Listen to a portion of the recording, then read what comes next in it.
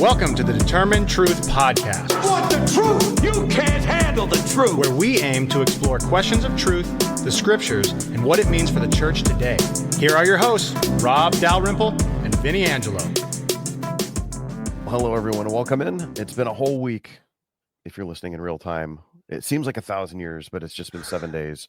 But last week we weren't able to finish our discussion on the millennium. We are in Revelation chapter 20, verses 1 through 10. So let's jump back into that so we don't leave the people waiting any longer. It was just a short time, just 3.5 year wait. Yeah, there you go. How long, oh Lord? How long, oh Lord? That's what people have been crying out. How long is it going to take for Vinnie and Rob to finish this? To finish the book of Revelation. Exactly. We're delaying because we think the Lord's coming back soon, because we really don't know what the last couple chapters mean anyways. Exactly. So we're faking it. Do we want to recap anything? Or I think that'd be good. We talked last week if you listen, we were trying to see if we can fit this all into one episode, and hey, let's see if we can do it. And then we didn't even come close. And then I realized, I think what we're actually going to do, if you're listening today, this might be a little bit shorter of an episode to hopefully focus the conversation even more specifically on the millennium. And then next week, we'll probably come back to it again. And I think, as you and I were talking about, the reviewing a little bit and going over it every time at the beginning is helpful.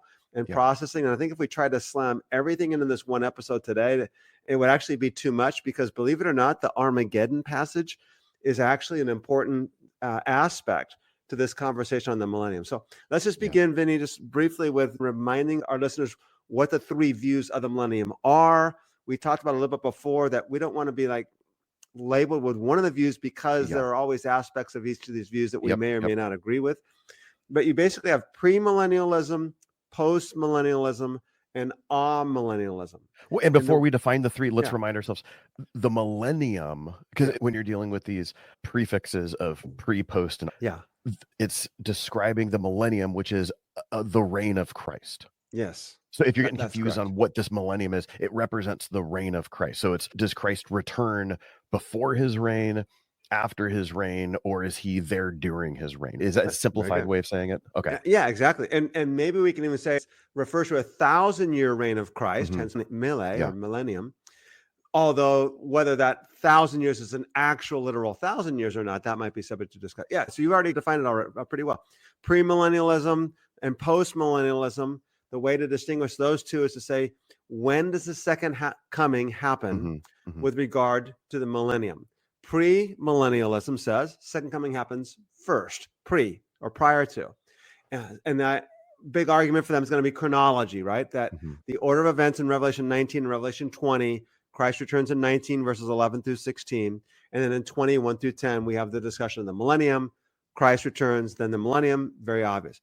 Post-millennialism says Christ returns after the millennium, obviously not chronological then. And the idea that Christ literally reigns on earth for 1,000 years, but he reigns in the hearts of believers. Whereas maybe I should go back. Premillennialism says because Christ returns before the millennium, he actually literally reigns on earth himself in Jerusalem. And we can discuss that more if we need to as we proceed. So postmillennialism says Christ actually reigns, but he reigns in the hearts of believers. The world becomes Christianized, and basically the whole world, or almost all the world, is Christian for 1,000 years, though that may not be a literal number. It probably isn't for postmillennialists. And then Christ returns. And then amillennialism, which is a misnomer, because the word the letter A in front of a Greek word means no, and it negates it, like atheism, no God, no theism. Amillennialism does not mean that there's no millennium. It just means that there's no literal 1,000-year reign of Christ as proposed in pre and post-millennialism. And again, premillennialism says there's a literal reign of Christ because he actually returns and rules from Jerusalem. Post-millennialism says there's a literal reign of Christ because the world's becoming Christianized. Even though Christ is not reigning himself literally, he's reigning through the hearts of believers. Millennialism says it just refers to this 1,000-year period of time where Christ is reigning from heaven. Please don't make the sacred secular divide between those two, because Christ rules from heaven, but he rules through us. Not quite the same way a post-millennialist would say, but the idea is that Christ is presently reigning through his people.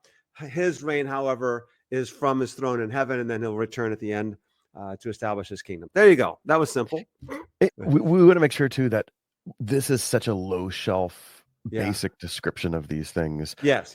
We definitely want to say that there are brilliant, faithful saints in all three of these camps.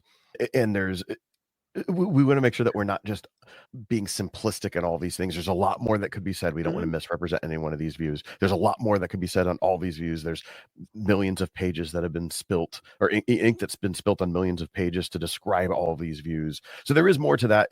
Wherever you land, even if you're listening to this, this isn't a question of orthodoxy in terms of what camp you might sit in and what you believe. We have a position on where we might likely be, but this isn't one of those things that you reject sharing the communion plate with someone because they would think differently in this topic.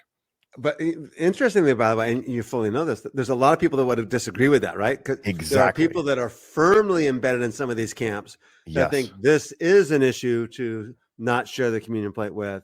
This is an issue of orthodoxy. But what I think you're trying to get at is the fact we do have brothers and sisters in Christ across the spectrum. Yeah, and we discussed last week. I think for me, and you can reiterate what you'd like if you wish, for me, the issue is the reign of Christ. Yes. Whatever you say about that, in other words, I have no problem saying that Christ reigns presently, and that's probably what we would call the millennium. But if he comes back and actually starts reigning from Jerusalem, yes, I was wrong. I don't think that's going to happen because I think that, but that's okay. And we can fellowship together along with that. Some of these viewpoints have a militancy side to them. So we would not include them and say, okay, there are some extremisms, but I think what you're just trying to get at is, hey, as brothers and sisters in Christ, can we find a way to move forward even amongst our disagreements? So yes, this ought to be one of those things that we show charity to other Christians with, in the same way that as a Baptist and a Presbyterian, I was just going to go there. Yes, like neither one of us is going to admonish the other, because I would say, no, you ought to be a professing believer to be baptized, and you're like, no, sprinkle the babies. I was just going to go down that path. I was just going to say, you and I are modeling this because you don't even baptize babies, right? And my thing is, like, why do you baptize babies at church? Give them a bath at home. No, you're bringing them into the covenant family of God. You guys just do it with like presence in a separate room where you exactly. What do you call that? You call it a dedication. We call it a baptism. Just put some water on it. We're good. So, we're modeling this. I was gonna say, I'm actually not even a believer in dedications. Our church practices them, but I don't think. That's because you don't want to give any credence to my baptismal ideas, right? That's given too much. It's too no. But anyways, the point I was making is we don't even like each other, so us coming together every week, just modeling civility to put this podcast together is actually a really good example. And again, it's the cross that I bear. We don't even talk throughout the week. Every time I log on, I'm like, gotta deal with Rob again. Okay, honey, pray for me. Yes, exactly. I'm going in the wilderness. Yes, exactly. Get behind me, Satan, Rob. You're doing this whenever you're not on camera. That's exactly what I actually have, my holy water and all this stuff. I'm a Baptist, but I practice my Catholic icons here just to protect myself against the computer screen. Yeah, exactly. That's right. So anyway, last week, one of the comments that you made is that Revelation 20, actually getting back to the passage that is talking about the millennium, it shouldn't be read chronologically. And we need to, while chapter 19 precedes it, we need to understand that the timeline that's happening actually is jumbled. John isn't trying to present a literal timeline in which the events of chapter 19 literally precede the events of chapter 20, because what we saw in that chapter 19 was a final judgment. So why would you have final judgment and then have part 2 happening in chapter 20? Well, and again, the premillennialists would say, because that final judgment is what's necessary to bring about the millennial reign of Christ on earth. Okay, but and I think we discussed this a little bit. Now I think about it, Vinnie, like even on our first episode when we did the second coming of Christ, because we set the stage for this section of the book, chapter 19, verse 11 to chapter 20, verse 8. So again, what you have is 3 parallel sections of the judgment of the enemies of Christ: 19, 17 through 21, the judgment of the beast and the false prophet; 21 through 10, the judgment of the dragon or Satan; 11 through 15, which we'll discuss in a few episodes, the judgment of death and Hades. And in each one of them, they're thrown in like a fire. Clearly a literary construction of 3 parallel units to describe the final judgment that I think I would agree with you that takes place at the return of Christ, where the enemies are slain, because 19, 17 through 21 kind of follows immediately on that. So not a problem. The other thing about the millennium passage, now let's just looking at this text here in chapter 20, verses 1 through 10. And I realized when I was going through the edits that we made some statements, but we read the text and we made some comments about it. But I think it'd be good to go through a little bit more methodically to make sure everyone's tracking with us. What happens in 21 through 10, I was about to say, what happens in 21 through 10? Stay. Okay. But that's just my editing mind going off. Okay. So if we have three parallel accounts, 1917 through 21, 21 through 10, 2011 through 15, that describes the enemies of God, of Christ, and they're all being thrown in the lake of fire. All we really need in this section here, or this unit here, 21 through 10, is verses 7 through 10. In verses 7 through 10, Satan's released from the abyss. He makes war against Christ and his armies. Fire comes down from heaven and devours them. And then he's thrown in the lake of fire. That's all you need. Verses 7 through 10 fit the context. So that raises the question, what are verses 1 through 3 and verses 4 through 6 doing? So let's look at that again. Let's go to chapter 20 and read verses 1 through 3 if you want to pick it up, or I can either way. Sure, Revelation 20, verses 1 through 3. And then I'll explain what I'm thinking about that. Okay. Then I saw an angel coming down from heaven, holding in his hand the key to the bottomless pit and a great chain. And he seized the dragon, that ancient serpent, who is the devil and Satan, and bound him for 1,000 years, and threw him into the pit, and shut it, and sealed it over him, so that he might not deceive the nations any longer until the 1,000 years were ended. After that, he must be released for a little while. Okay. Now, I'm going to go to chapter 12 for a second. And it says in verse 7 and 8, or 7, 8, and 9, that there was a war in heaven. Michael and his angels were waging war with the dragon. This is Revelation 12, verse 7. And the dragon and his angels waged war, and they were not strong enough. There was no longer a place found for them in heaven. The great dragon was thrown down, the serpent of old, who's called the devil and Satan, who deceives the whole world. He was thrown down to the earth. And the reason for pointing that out, I didn't finish the end of verse 9, but that's okay. It makes the point here, is that verses 1, 2, and 3 of Revelation 20 seem to be explaining or introducing the devil or the dragon as if he's never been introduced before, but he has been introduced. He laid hold of the dragon, the serpent of old, who is the devil and Satan. We already knew that. So it's so redundant for a first-time introduction. Yeah, exactly. So then the next part then becomes verses 4 through 6 are this interruption. So if you're going to introduce us to the dragon, and if the point of this unit is to describe the defeat of the dragon or his judgment being thrown into the fire, then what are verses 4 through 6 doing here? Because they have, do you want to read them again now, Vinnie? Because this has nothing to do with the judgment of the dragon. And the answer is it has to have something to do with it, which we'll discuss. Go ahead, read verses 4 through 6 if you want. Then I saw thrones, and seated on them were those to whom the authority to judge was committed. And I saw the souls of those who had been beheaded for the testimony of Jesus and for the word of God, and those who had not worshipped the beast or its image, and had not received its mark on their forehead or their hands. They came to life and reigned with Christ for 1,000 years. The rest of the dead did not come to life until the 1,000 years were ended. This is the first resurrection. Blessed and holy is the one who shares in the first resurrection. Over such the second death has no power. But they will be priests of God and of Christ, and they will reign with him for 1,000 years. So it's pretty apparent that verses 4 through 6 is an interruption.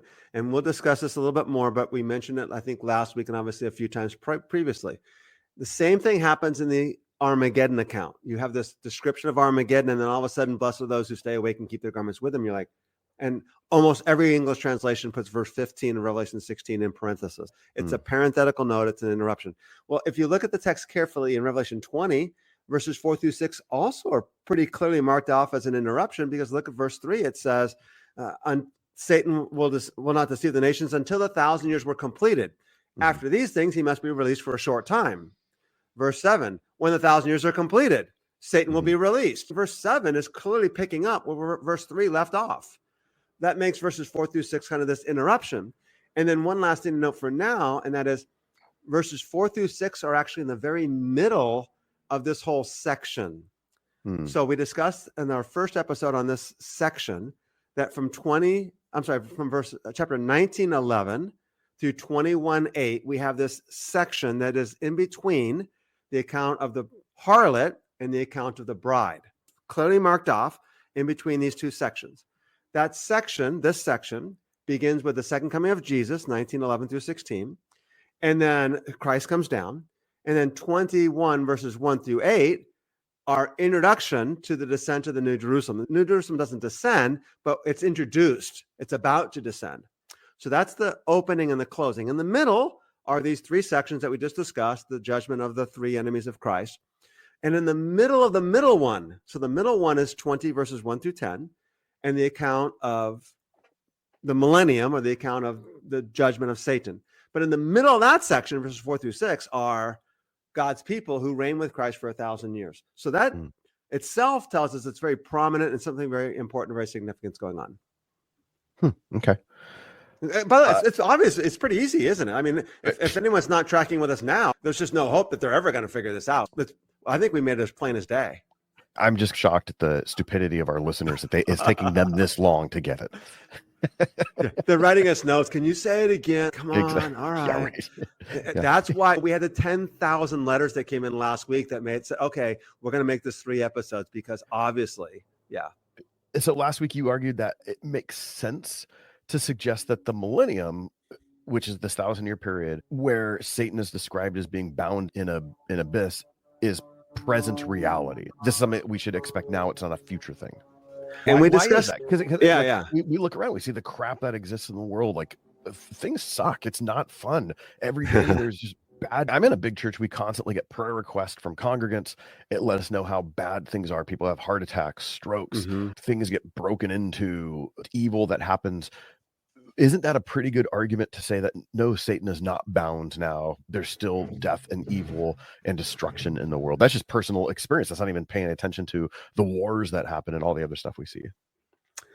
I think I understand exactly where you're going with that, and I understand the argument. I would think that would be an argument that you would try to make to say Christ isn't presently ruling in any sense at all, whether it's a millennial rule or not.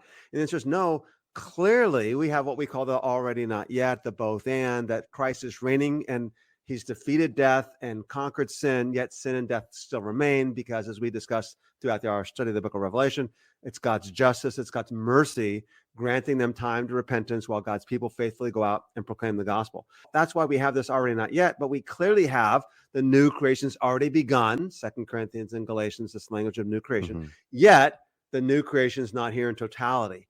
Whether that has anything to do with the devil being bound or not, I don't think works for this reason. It would work if we assume that the binding of Satan is a literal binding of where he's completely bound. But what we discussed last week and what I presented last week was if Satan's bound in Mark 3, and I'll get back to that in a minute, that doesn't mean he's completely bound in all aspects, because as you go through the gospel stories, Jesus says to Peter, "Get behind me, Satan," after that binding of Satan. Satan influences Peter's remark about Jesus being the Christ and not suffering. Satan entered Judas, the Gospel of John says. So Satan's still active. That doesn't mean that the point of the binding of Satan would be, the argument of the amillennialist camp would be, the binding of Satan is so that he will not deceive the nations any longer. That's what 20 verse 3 says. But it's not a complete total binding where he can't do anything at all.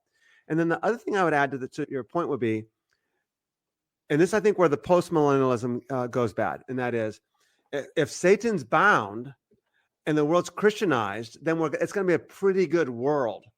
And even pre-millennialism is going to have this problem. Jesus returns, Satan's thrown in the abyss, he rules from Jerusalem, and it's going to be basically a good place because everybody's going to be a Christian. The answer is that doesn't make it inherently a good place, because Christianity has done a lot of really bad things over time. And just Christianizing the world doesn't solve the problem, because even Christians get corrupted by power. Even Christians get corrupted by sinful nature and lust and temptations and all those things. Now, the one response a pre-millennialist might give to that is, yeah, but if Jesus is reigning from Jerusalem and there's immediate judgment, you're going to be less likely to sin. As we sin today because we get away with it, or we think we might get away with it. So we have this whole schema. And I just question the veracity of that whole schema. But go back to the original question, then I would say this. What we discussed last week is that the only parallel to Revelation 20 in this millennium account, verses 4 through 6, is Mark chapter 3, in the sense that we have no other reference anywhere in the scriptures to 1,000 years.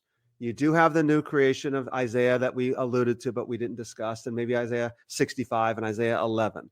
And you could try to read those two passages in light of the millennium, but Isaiah 65 actually says, I saw a new heavens and a new earth, and that fits more with Revelation 21 than it fits with Revelation 20. So I think that's problematic.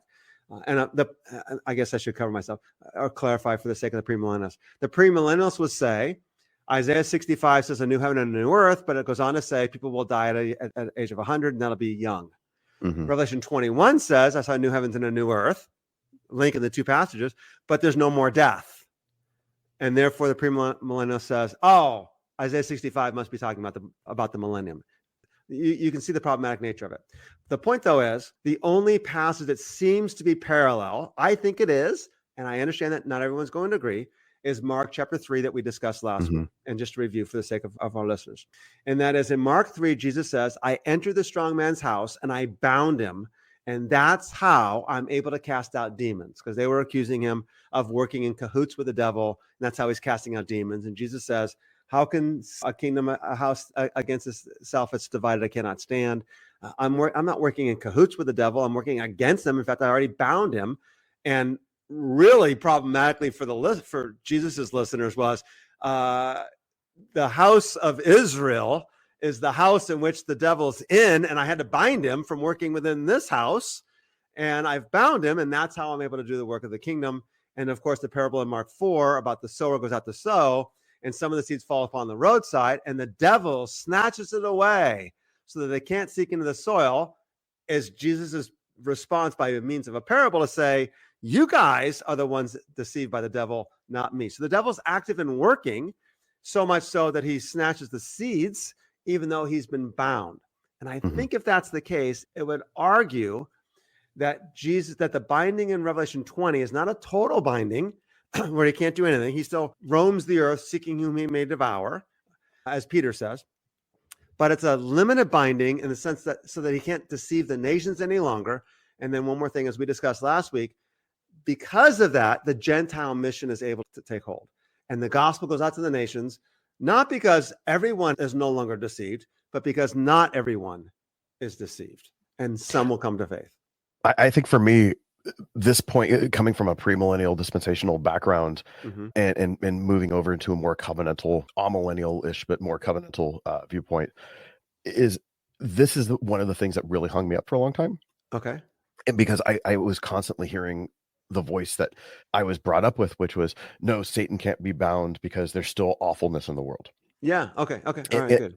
And coming to that purpose clause in verse 3, where it says, so that this is the reason why I am binding him, so that he cannot deceive the nations any longer. And a couple things shifted my paradigm on this. One, the reason for this is Satan be bound because now this is Great Commission language. So Jesus could commission his followers to go into all the nations and preach the gospel. Something that when you see the Old Testament story, it's people are not flocking to Israel. Israel is set apart, and the nations aren't wanting to come and worship their God. And so there's just that, like, taking the purpose clause seriously. But then even something like, I forget if I've shared the story before here. I used to judge marching band competitions. Like I was one of my judges, a musician, one of my jobs. I was asked, but I said no. You were asked, but you're like, nah, I'm not too. I don't have time. I don't have time for that. It's 11 or 12 years ago. I forget how long it was. I went up to, I think it's Logan, Utah, where Utah State is at. Okay. And so we had a competition at the football field there. And I remember flying in the night before, Saturday morning, just walking around Logan. And it's this gorgeous town. And it was the fall. This is something that you see in a Norman Rockwell type painting. And it's just, this community is unbelievable. I'm walking around all morning and it's just beautiful. And I look it up. This is one of the most safest cities in America, right? Not just in Utah, but in the whole of America. I just felt this peace there, whereas I could have left my hotel door open when I was gone and no one would have broken it. It was one of those type of things. And you look up, it's 99% Mormon and that sort of thing. And what I realize is if the hope is that Satan needs to be bound so bad stuff doesn't happen to me, that's almost being deceived in itself on the purpose of what Satan does, where it's not just so I could have a better life and that's why we need Satan bound. Living in Logan, Utah, just knowing the statistics of what Mormon folks have to deal with, the devil might not be living there in the traditional sense of it's not downtown Oakland. right? It's not crime. Mhm. It's not, we're not worrying about drive-by shootings. We're not worrying about drugs and that sort of things, street drugs.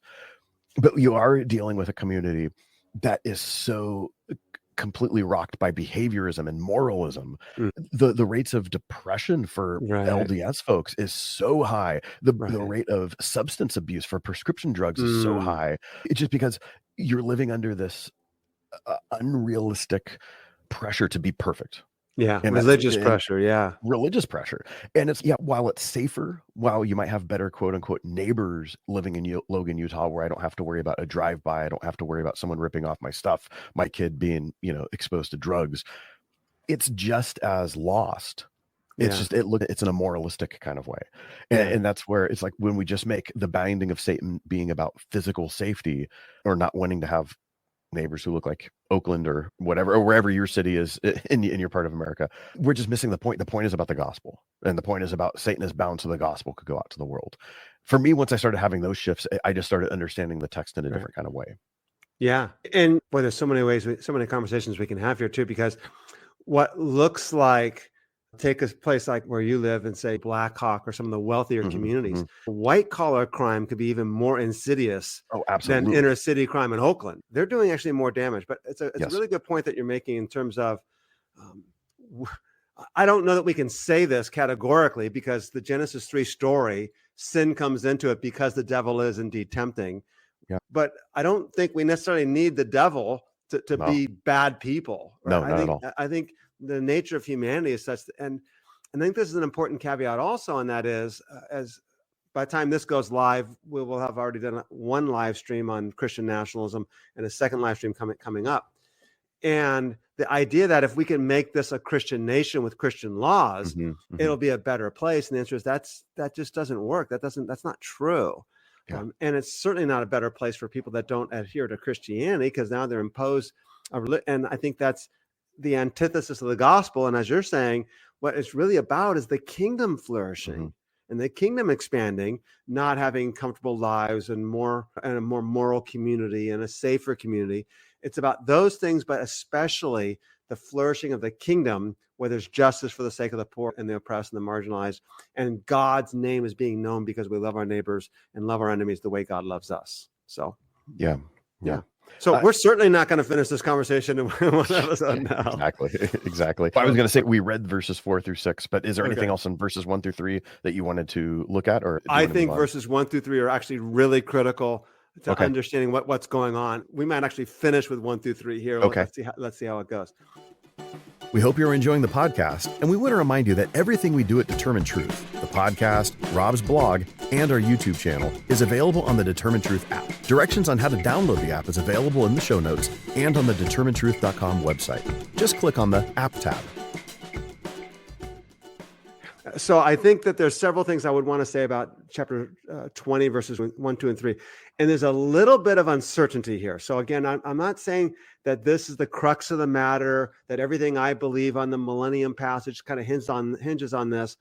But I did notice that verses 1, 2, and 3 actually raise some questions when I began to examine the text carefully and the way the structure and John's rhetorical objectives are.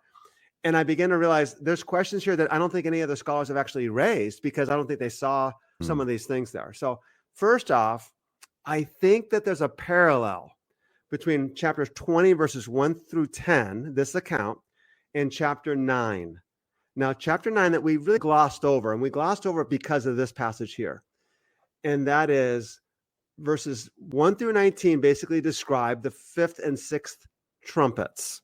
And they're demonic hordes that come up and wage war. Okay. And I think that the parallels of the 5th and 6th trumpets actually fit with this war that Satan wages when he's released from the abyss in verse 7. This is the war. And this war is also connected with the war of Armageddon. And again, the problem with saying that is I know what I mean, and I think I know what the text is saying, but I know that we as listeners, that what's happening is we're filtering that through what I think Armageddon means, or what I think the millennium means. So let's see if we can flesh that out. Let me notice some parallels. And there's 6 of them. Maybe by next week I'll come up with a 7th, because there just has to be 7, because right now we can't leave it at 6. All right. First off, chapter 9 and chapter 20. So the parallels between 9 and the 5th and 6th trumpets, and 20 and this account of Satan being judged, what we call the millennium. Both have a heavenly being descend who has a key to the abyss. And it's the only 2 times. And so you would say that this is the same abyss then? It says that John wants us to link the 2 accounts. Okay. There's only one abyss. So as far as your answer is concerned, yeah, it's the same abyss. There's only one abyss.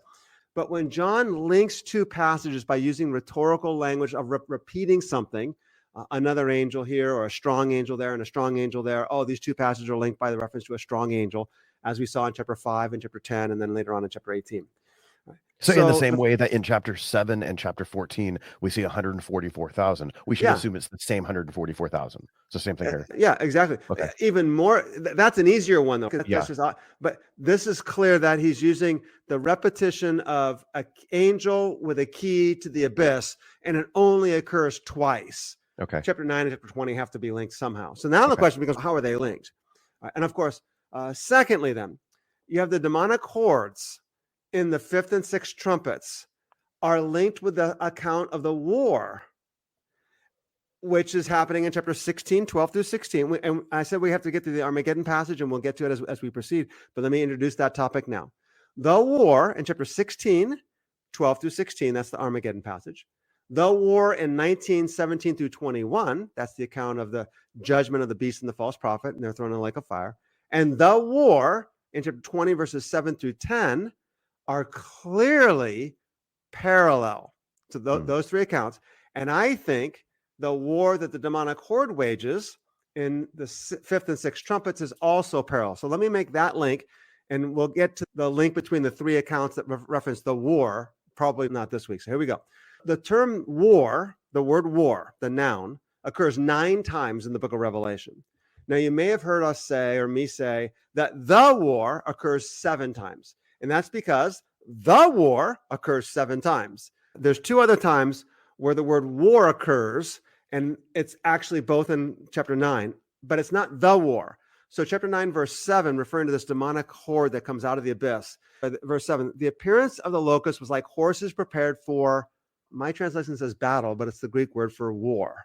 It's just not the war. Because obviously it's not describing the war, it's just saying they're prepared for war or for battle. For any kind of battle. Yeah, exactly. And then in verse 9, it says, they had breastplates like the breastplates of iron, the sound of the wings like the sound of many chariots, of horses rushing to, again, it's war. So there's that word war occurring 2 other times, clearly in a distinct way from the war that occurs 7 other times. It seems just descriptive. It's almost an adjective at this point. Like we're prepared to do this thing. I'm not telling you which thing it's going to be. It's just this thing. Yeah, exactly. But and the other 7 accounts of the war are certainly linked, and we'll discuss that more as we proceed. That's the 3rd point. The 4th point is the 6th trumpet in chapter 9 and the war of Armageddon in the 6th bowl are linked because they both refer to the Euphrates. In fact, the word Euphrates, the Euphrates River, occurs only twice. So once in chapter 9, verse 14, it says, release the 4 angels who are bound at the great river Euphrates. So there's the first account. And the second time is in chapter 16, verse 12. It says the 6th angel poured out his bowl in the great river, the Euphrates. Guess what? It's the only 2 times the word Euphrates occurs in the book of Revelation. And again, if it's the only 2 times, it's very likely that those passages are supposed to be connected with one another. Most people have no problem because it's the 6th trumpet and the 6th bowl, and they like linking the 7 trumpets and the 7 bowls together. I don't think that's what's going on in terms of the whole scheme of the bowls and trumpets, but note they do. My point is the war in chapter 16, verses 12 through 16, it's the same war, and I'll discuss that later on, that happens in chapter 19 and happens in chapter 20. In fact, I'll show you, Vinnie, later on when we look at the notes. The Greek is identical in chapter 16 and chapter 20. It's identical, and it's a slight variation in chapter 19. Clearly, John's linking the war in chapter 16 and the war that Satan wages when he gets out of the abyss in chapter 20. So if the war in 16, which is Armageddon, and the war when Satan gets out of the abyss is linked, and it's identical language, it has to be linked. It likely has to be linked. But yet the war in 16 is linked with demonic horde in chapter 9 by the word Euphrates. So I think chapter 9, after chapter 20, something's going on, and that'll be the question that we want to address. All right, the fifth argument. The sixth trumpet. John states that the demonic horde in chapter 9, verse 19 says that in their mouths and in their tails is where they have power. So with their tails, they do harm, because with their mouths and with their tails, they have power. And then in chapter 16, verse 13, again, the sixth trumpet and the sixth bowl are linked by Euphrates, and now they're linked again because they both refer to the mouth. So in chapter 16, verse 13, it says, I saw coming out of the mouth of the dragon, out of the mouth of the beast, and out of the mouth of the false prophet, 3 unclean spirits that look like frogs. So they're unclean spirits, and they're coming out of the mouth of, and the demonic horde in chapter 9 have mouths. And we can't say the verbal link is necessarily there, but we have a thematic link, right? The theme of demonic agents having power in their mouths links the two passages. All right, the sixth argument then, last one. Again, until we come up with a seventh, because we have to come up with 7, because we can't leave it at 6, so that would be like an evil podcast. Right. The demonic hordes in the fifth and sixth trumpets parallel the description of the final judgment of Satan. So in chapter 20, that we already read, verse 2, the dragon's called the ancient serpent. And we're like, why are you describing the dragon as the ancient serpent? We already knew that was chapter 12. Well, guess what? In chapter 9, verse 19, it says, the power of the horse is in their mouths and in their tails, for their tails are like serpents and have heads, and with them they do harm. So now we have a link between serpents. And that seems to, again, another thematic link there. That link gains more strength, however, by the fact that the word serpent occurs 5 times. The first time, chapter 9, what we just read. The last time, chapter 20, that we just read. The other 3 accounts are all in chapter 12, where the dragon is introduced. So we know that the introduction. Yeah. It's a French way of saying the word. So that's French, yes. Yeah. The introduction to Satan in chapter 20 seemed unnecessary. And it linked with the introduction of the dragon in chapter 12 by the fact that it's like, you already introduced us to the dragon, and it says the same thing that happens in chapter 12. The point then is this. The dragon's called the serpent 3 times in chapter 12. He's also called the serpent, or the word serpent is also used in chapter 9, and then is also used in chapter 20. So it seems that we have a link again. I wouldn't argue this one as strongly, but I'd say it's certainly thematically linked by the use of the word serpent. And the point then becomes these 6 arguments, and we need a 7th one, but these 6 arguments make a strong case. John wants us to read chapter 9 and chapter 20 in light of one another, or 20 verses 1 through 10 in light of one another. So that is probably enough for today. Maybe we'll leave it there, and we'll pick up on that next time. I'll review a little bit of that. And what we're going to argue is, so here, let me give the one counter argument, and then I'll respond to this next week. So here's our teaser for next week's episode. And that is, in chapter 9, opens with an angel coming down with a key to the abyss, and he opens it. And the demonic hordes come out for 5 months, and a great smoke, and for 5 months, and they can't kill. In chapter 20, an angelic being has a key to the abyss, and he throws Satan in it, and he closes it. So it would make sense from a literary standpoint or chronological standpoint to put chapter 9 at the conclusion of the chapter 20 events, is what you're saying. I have to edit that out because you just gave everybody the answer. And I said, crap. We're going to leave this as a teaser for next week. I didn't mean to do that. I ruined Christmas again. So you didn't hear that. You didn't hear that. I'm not the real Santa. I smell like beef and cheese. I'm sorry. I know him. I know him. Sitting on a throne of lies. All right. By the way, yeah, like we said earlier, we hate each other. We just laugh to make it sound like we don't. Funny one, Rob. Yeah, take it there. My Red Sox bombed your A's again. Oh my gosh. Last night. We had more errors than hits, man. It was than like hits the 2 nights ago. So bad. So anyway, I will argue that. How's this? That I think that's what's actually going on. That John's reintroducing us to the devil as a new character because he wants us to go back to chapter 9, which means the dragon's already been thrown into the abyss. And in chapter 9, the abyss is then open and Satan's released. And that 5 months corresponds with the war in chapter 20, verse 7, We don't have to do another episode next week. Yeah, we'll do it anyways. We'll just review. All right, cool. We're good. There you go. Awesome. So next week we're still in chapter 20. So encourage everyone to go back and read through chapter 9 again, just to see how those parallels work. Yeah. And man, we're getting close. Yeah, and let's also, I know we've already done it a little bit last week, and we hinted at it this week. Next week, we're also why this matters and what's significant. Because again, it's having these theological exercises to debate the millennial views and which for some people are a litmus test, as we said before. Okay, cool. At the end of the day, what do we accomplish? What we hopefully accomplish is knowing what it means to follow Christ. Yeah. And take up our cross and follow him and bear his kingdom. And time out. Did I mention I introduced Christian nationalism, but I didn't discuss it, didn't I? Did I? Correct. I had a total ADD moment. I mentioned to you earlier that we have some live streams coming up that will already have aired on Christian nationalism. And my point of that earlier was to say that when we try to say that when we Christianize the whole world because the devil's bound, we make the whole world Christianized, it makes the world a better place. That's fallacious and dangerous. Because for a lot of reasons that we'll discuss on the live streams past as well as upcoming live streams, the first question becomes like, which version of Christianity becomes the one that's legalized? Yes. And what do we do with the other ones that aren't? Do we say, okay, it's the Baptist view, which is so ironic because the Baptists fled nationalism to come for religious freedom to America, yet the Baptists are the primary proponents of Christian nationalism. But if it's the Baptist one, then do we actually make a law saying that you guys who baptize infants need to go to prison or pay a fine? It becomes really dangerous. So it's only just like which version of nationalism, but of Christian nationalism, but other problems come about as well. And I was going to say, what penal theological issues do we have where it's, you're baptizing the wrong people. Therefore, if it is a Christian nation, there's going to be a consequence for those sorts of things.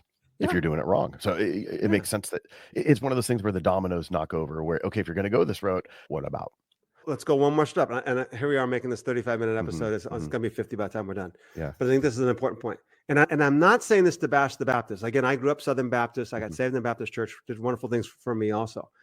Because I think what happened in the Southern Baptist church is actually happening in other denominations as well. It just got unearthed emphatically in the Southern Baptist Convention in the last couple of years.